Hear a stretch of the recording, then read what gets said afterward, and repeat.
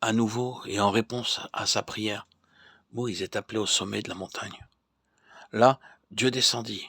Il proclama son nom et donna à son serviteur une telle révélation de sa sainteté et de sa grâce, que, se hâtant de se prosterner la face contre terre, Moïse adora.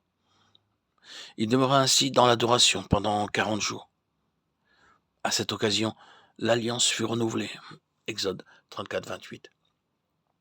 Plus tard, il dit aux Israélites quelque chose de son service d'intercession en leur faveur et en faveur d'Aaron. Deutéronome 9, 18, 20.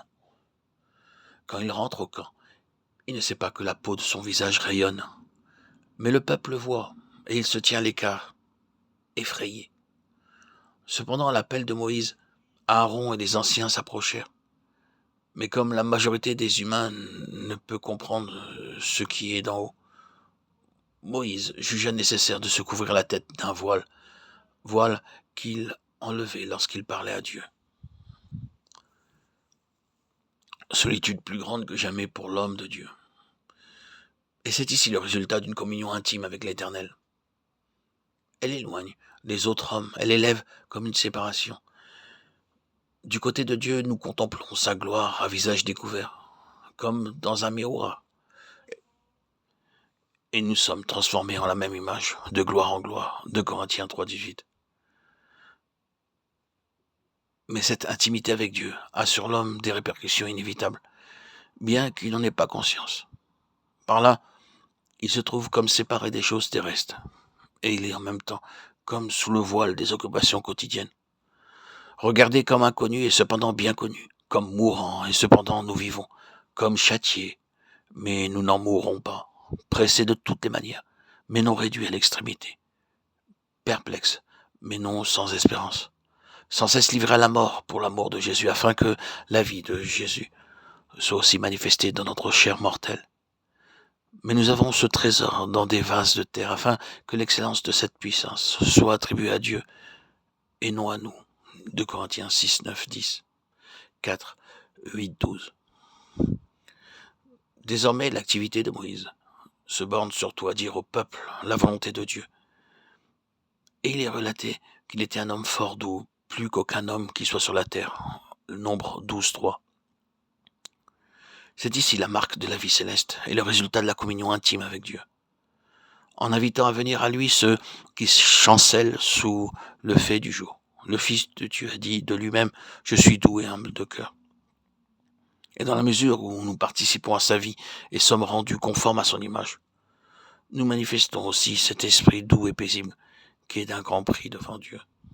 Cette douceur de l'homme qui a vu Dieu face à face, nous la discernons désormais dans la vie de Moïse. Souffrance, épreuve se multiplient, lui venant de ce peuple auquel il a consacré sa vie. Elles deviennent toujours plus douloureuses. Il apprend ainsi ce qu'est la longue patience de Dieu envers l'homme pécheur. En ces multiples épreuves, Moïse manifeste l'Esprit céleste. Il n'y a en lui aucun désir de gloire personnelle ou de domination. Sa réponse à Josué le fait voir bien clairement. « Es-tu jaloux pour moi ?» lui dit-il. « Plut à Dieu que tout le peuple de l'Éternel fût prophète et que l'Éternel mit son esprit sur eux. » Nombre 11, 29.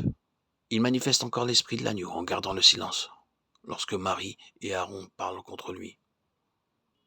Rien ne nous est dit de sa souffrance lorsque l'événement qu'il redoutait se produisit, et qu'Israël, sur les limites de la terre promise, reçut l'ordre de retourner au désert. Une révolte avait éclaté parmi le peuple qui voulait se choisir un chef pour retourner en Égypte. À nouveau, Dieu veut les détruire et faire de Moïse le chef d'une autre nation. À nouveau, le prophète intercède. En acceptant l'offre divine, il s'épargnait les longues années du désert et la direction de ce peuple nombreux et toujours rebelle. Mais refusant de penser à lui-même, il décida plutôt de partager le châtiment et le sort d'Israël. Pendant près de 40 ans, Israël campa dans le désert.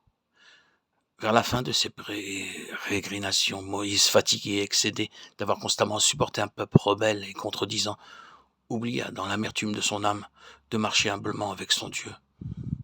Et il agit inconsidérément. Dieu lui avait dit de parler au rocher. Au lieu de cela, il le frappa à 2 reprises, négligeant d'obéir implicitement.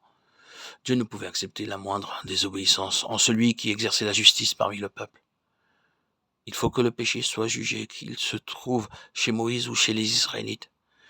Plus les privilèges sont grands, plus grande aussi la moindre infidélité. Parce que vous avez péché contre moi, parce que vous ne m'avez pas sanctifié. Aaron et toi, tu verras le pays devant toi, mais tu n'y entreras point. Deutéronome 32, 51-52. Considère donc la beauté et la sévérité de Dieu, sa sévérité à l'égard de ceux qui sont tombés, sa bonté envers toi, pourvu que tu persévères dans cette bonté, autrement tu seras aussi retranché. Romains 11, 22. Ne t'élève point par orgueil, mais crains. À nouveau, Moïse monta vers un sommet, celui du Pisga. De là, il vit la terre promise. Là, il mourut et fut enterré par Dieu lui-même. Il avait 120 ans, sa vue n'était point affaiblie, et sa vigueur n'était point passée. Il n'était ni usé ni brisé malgré les souffrances et les épreuves accumulées des années du désert, car sa force était en Dieu.